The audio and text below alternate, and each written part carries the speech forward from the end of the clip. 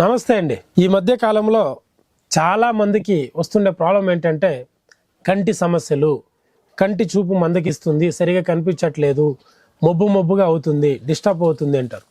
ఎందుకంటే ఎక్కువ ఫోన్లు చూడడం వల్ల, ఎక్కువ లైట్ వెలుతురు చూడడం వల్ల, ఎక్కువగా టీవీ చూడడం వల్ల కొంతమందికి, షుగర్ వచ్చి లోపల నరాలన్నీ వీక్ అయిపోవడం వల్ల కొంతమందికి, ఇంకా రై చికిటని, మసురు అని, కంటి మీద పొరలు వచ్చాయని, ఈ విధంగా చాలామంది చాలా రకాలుగా ఇబ్బంది పడుతున్నారు. నందివర్ధన పూలు అని దొరుకుతాయి. ఆ నందివర్ధన పూలు చాలామంది ఇంటికాడే నాటుకో ఉంటారు. దాన్ని ప్రతిరోజు పనుకొనేటప్పుడు కంటి మీద ఇలా పెట్టుకొని ఒక గుడ్డ కట్టి పనుకుంటూ వచ్చారంటే ఆల్మోస్ట్ ఎంతో వరకు మీకు రిలీఫ్ ఇస్తుంది ఖచ్చితంగా. దీన్ని పెద్దోళ్ళు చిన్నోళ్ళు అందరూ చేసుకోవచ్చు, ఇబ్బంది ఏం లేదు. బాగా అనుభవం ఉన్నోళ్ళు, ధైర్యం ఉన్నోళ్ళు అయితే ఈ అనుభవం ఉన్నోళ్ళే ఈ పూలుని అలా పులిమి డైరెక్ట్గా పొసరే వేసుకోవచ్చు, కంట్లో రసం వేసుకోవచ్చు పూలుది. మళ్ళీ అందరూ చేసుకోకండి, అనుమానాలు ఉన్నోళ్ళు వద్దు, అనుభవం ఉన్నోళ్ళు చేసుకోండి. ఈ విధంగా చేసుకుంటూ దీనికి మరి కేవలం ఇది వేసుకుంటే సరిపోతుందంటే సరిపోతుంది. మళ్ళీ మీరు 24 గంటలు ఫోన్ ఇలా చూసినప్పుడు కన్నా అలాగే అవుద్ది, టీవీ అలా చూసినా అవుద్ది. కొంచెం టీవీకు ఫోన్కు దూరంగా డిస్టెన్స్ మెయింటైన్ చేసి ఫోన్ చూడాలన్నా అలా దూరంగా పెట్టుకొని చూస్తూ వచ్చారంటే రెడీ అవుతుంది. చాలామందికి ఏంటంటే లోహ గుణం తగ్గిపోయింది. ముందు కాలంలో మీరు బాగా గుర్తించండి, మనకు బావిలో నీళ్లు తోడాలంటే ఇనుప బిందెకు వాడేవాళ్ళు. అప్పుడు లోహ గుణం మనకు లోపలికి వెళ్ళేది. అదేవిధంగా బోర్ వాటర్ కానీ, నల్లీలు కూడా అంతే. మనకు ఇనుప పైపులు తీసేవాళ్ళు, డైరెక్ట్గా ఆ ఇనుము అనేది మనం తినేదాని వల్ల పోయేది.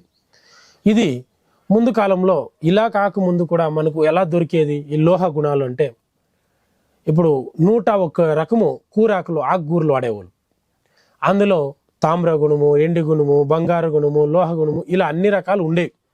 ఈ మధ్య కాలంలో ఆ కూరాకులు లేవు. ఇప్పుడు ఏది గుంటకెలగరాకు ఉంది, దాన్ని కూరల్లో వాడండి, చాలా అద్భుతంగా లోహ గుణం వస్తుంది, కంటి సూపు బాగా పడుతుంది.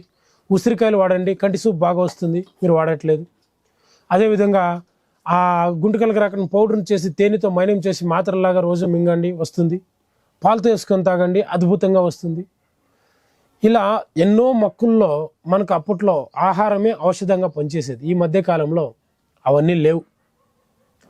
సో దానివల్ల చాలామందికి ఇబ్బంది వస్తుంది.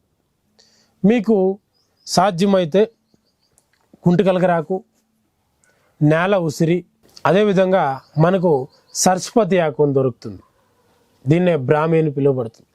ఈ 3 ఆకులు తెచ్చి పరిపూర్ణంగా కడిగి శుద్ధి చేసి ఆరించుకొని పౌడర్ చేసి బాగా నూరి తేనె కలిపి, దీంట్లో ఎవరైనా మీకు అనుభవస్తులు వైద్యులు ఉంటే శుద్ధి చేసిన గంధకం కానీ లేక శుద్ధి చేసిన అన్నబేది సింధూరం కానీ కలిపి నూరి మాత్రలో గోళీలో లేహము చేసుకొని రోజు అంతంత వాడుతూ ఈ నందివర్ధన పూలు కంటి మీద పెట్టుకోవడం కానీ లేక రసం వేసుకోవడం వల్ల కానీ కొంతకాలం కంటిన్యూగా వాడుకుంటూ వచ్చారంటే పరిపూర్ణంగా అద్భుతమైన ఔషధం మీకు అందుబాటులో ఉంటుంది. కంటి సమస్యలు క్లియర్ అయిపోతాయి. ఒకవేళ ఇవన్నీ చేసుకోవడం కుదరదు కాదు అంటే నాకు కాల్ చేశారంటే దీనికి సంబంధించిన మందులు మన దగ్గర అందుబాటులో ఉంటాయి, వాడుకోవచ్చు. నమస్తే.